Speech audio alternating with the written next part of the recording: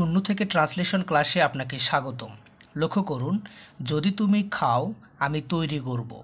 এই বাংলা বাক্যটির ইংরেজি ট্রান্সলেশনটা কি হবে? ভালো করে লক্ষ্য করুন, যদি তুমি খাও আমি তৈরি করব। এই বাংলা বাক্যটি গ্রামারের নিয়ম অনুযায়ী এইটা শর্তমূলক বাক্য। ইংরেজিতে আমরা বলি কন্ডিশনাল সেন্টেন্স। দেখো, যদি তুমি খাও এটা একটা শর্ত, তাহলেই কি হবে? তৈরি করবে। এটাকে আমরা ট্রান্সলেট করতে পারি যেভাবে, যদির জন্য আমাদেরকে একটা লিখতে হবে ইফ। তুমি খাও, ইউ ইট। আমি তৈরি করব, আই উইল মেক।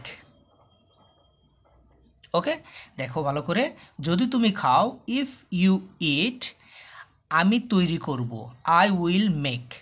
এইটা একটা বাক্য, এইটা একটা বাক্য, দুইটা বাক্য এখানে রয়েছে। তাহলে সঠিক ট্রান্সলেশনটা কি হলো? If you eat, I will make. যদি তুমি খাও আমি তৈরি করব। পরের বাক্যটা লক্ষ্য করো, যদি সে আসে আমি যাব। যদি সে আসে আমি যাব। এখানে দুইটা বাক্য আমরা দেখতে পাচ্ছি, যদির জন্য ইফ ব্যবহার করবেন। ওকে, এই বাংলা বাক্যটির ইংরেজি ট্রান্সলেশনটা কি হবে আপনারা কমেন্টে লিখুন।